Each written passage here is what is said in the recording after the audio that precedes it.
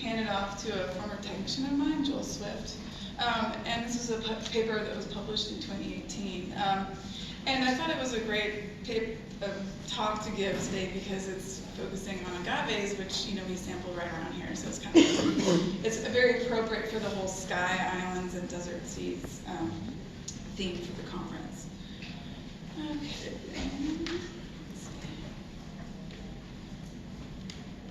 Okay, so as we have heard many times today, there's several factors that affect genetic structure. In general, drift and selection cause differences between populations, whereas migration generally homogenizes populations.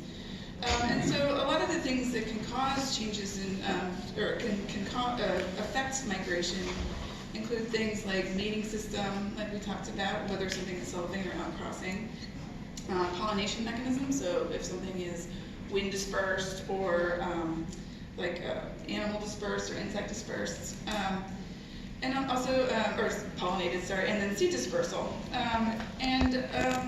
Today what I'm going to be talking about is two things that maybe people don't necessarily always think about. And one is the continuity of its geographic range. And then the other one is anthropogenic factors such as cultivation. So when you're thinking about what the effect of continuity of geographic range would be on genetic structure, if you have a situation like this, where you have like one large continuous range with individuals relatively equally distributed amongst them, essentially what you'll probably see is a relatively low level of genetic diversity. And all things being equal, if you have a distribution like this, generally what you'll expect is that you might have increased genetic structure in a species that has a patchy geographic range. So even though it might have the same general size, the patchiness might cause increased genetic structure. However, this may vary depending on the distances that pollinators and seed dispersers may travel. So for example, if you have an insect pollination syndrome, you might actually still get this pattern. Whereas if you have something like a wind dispersal syndrome or a bat dispersal syndrome, something that could travel large distances, you might get low genetic structure, just like what you would find here. Another thing that could affect genetic structure is historical cultivation. But I think it also depends on the conditions that you have. So for example, if something is cultivated within the natural range of a species, it's taken with many founder individuals, you might get essentially no genetic structure because you might get admixture amongst the population. However, if you have something like this, where something is taken and moved and cultivated outside of its natural range, or there's few founder individuals, or it's subject to strong artificial selection, then you can get an increase in genetic structure, so greater genetic divergence between these. And then also what you might see is a decrease in genetic diversity. With this, so the thing about that is that depending on the pollinator and seed disperser, you might actually get a situation like this, where, for example, a bat may be able to fly among these individuals and homogenize genetic structure. So essentially what we wanted to do was to essentially compare two species like this that have co-distributed. So we wanted to compare two closely related species with overlapping distributions, similar life history strategies, and also a history of anthropogenic use, pre-Columbian use, but they differ in their patchiness of their geographic range. And so these are two species of agave. And these two species are both perennials with bat pollination syndromes, although they could be bat or bird pollinated. And they all have wind dispersed seeds. And essentially these two species have overlapping ranges that differ in their continuity. The first species is Agave perii, and this is our sky island species. And so, like for example, it's found at the very tops of these mountains in these actually very mesic sites.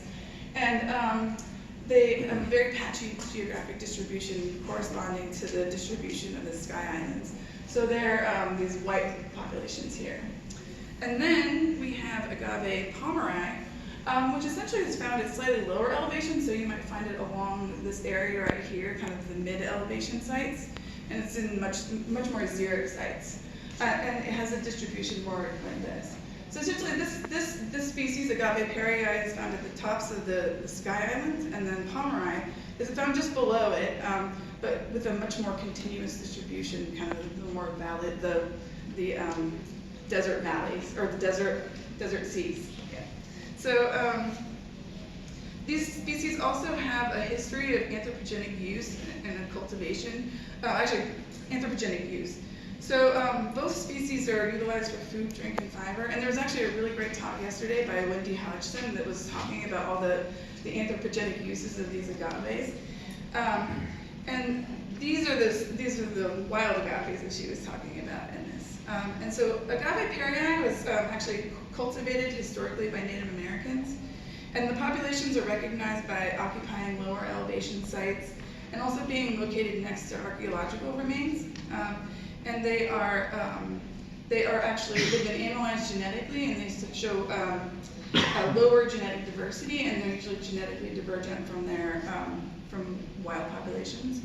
And this was outlined in a series of papers by Kathleen Parker, Wendy Hodgson, Dorset Trapnell.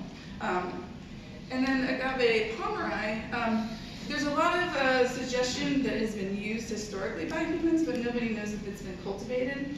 And there's it's not known whether it's a signature of cultivation because it hasn't been analyzed genetically. So essentially what we did is we wanted to understand whether differences in the continuity of geographic distributions affect patterns of genetic structure in these two species. And we hypothesized that the species with the patchy geographic range would show increased structure. And then we wanted to test whether species differ in the extent to which we can detect signatures of historical cultivation. And we hypothesized that Agave perii would show a signature of cultivation, whereas Agave pomeroy would not, since there was no documented history of cultivation. So what we did is we essentially sampled populations in this area where their ranges overlap. And essentially what we tried to do was space populations evenly and tried to do it kind of in the same general vicinity. Sometimes we couldn't find populations exactly mirroring each other, but we tried to do as best as we could. And we sampled 12 populations per species, about 24 individuals per population. We genotyped them. And then to understand the patchiness of how the patchiness of geographic range affects structure, we just measured structure and genetic differentiation to detect signatures of cultivation. We also looked at genetic diversity and elevation among populations. Okay, so for the first species, this is Agave pomeroy, and essentially we find that the optimal K is 1. So this is the species with the continuous distribution. And essentially we see that pairwise just Z, or genetic differentiation among populations, of 0.04. So essentially there's zero structure in this species. And essentially what this shows is that this continuous distribution means that there's really no barriers to migration. However, in Agave perii, which has a relatively similar, we sampled a similar scale, what we find is that we have an optimal K value of 3. And essentially what we see is, and then also the pairwise GOC is 0.25, so much greater genetic structure. And essentially what we see is that, that despite the fact that we have pollinators and seed dispersers that can travel very long distances, that we see that there's definitely barriers to migration. And so these include, there's a mountain, so these populations here are on one side of the mountain and these are on the other. And then this is a big kind of desert sea in the middle here, which acts as an effective barrier to migration among these populations. So we also looked at evidence for historical cultivation. So Agave pomeroy, as you can see, essentially has relatively comparable levels of genetic diversity among populations. This is allelic richness.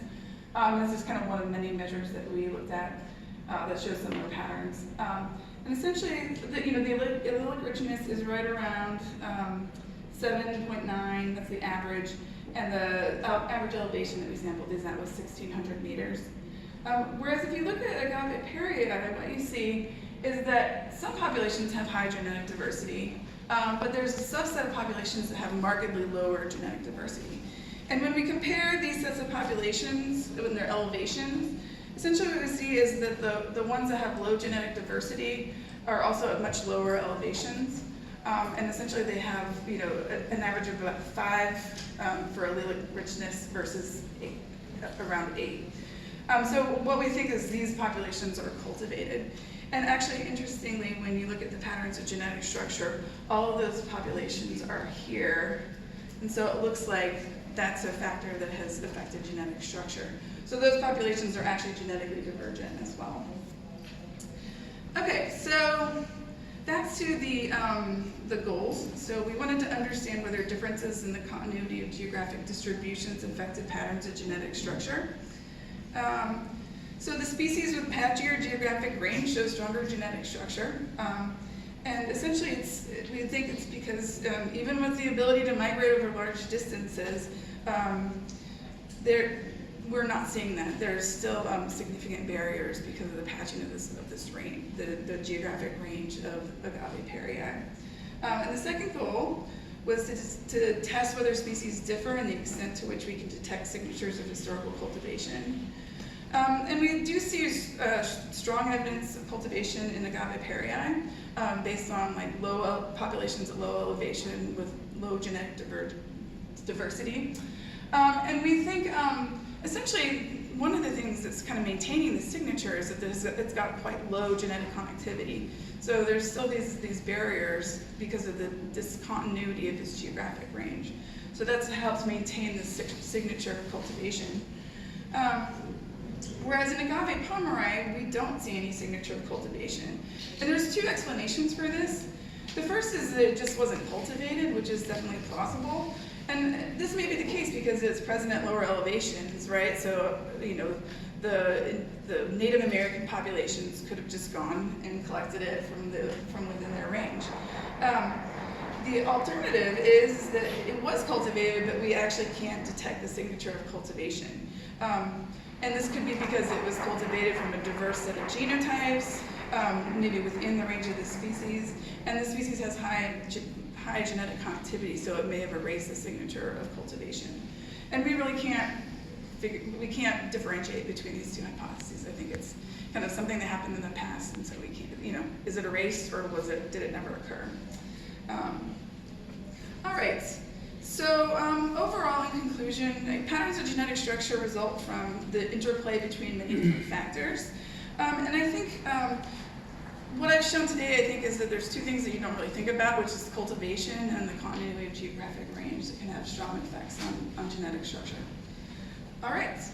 And so I'd like to thank all of these people, and thank you.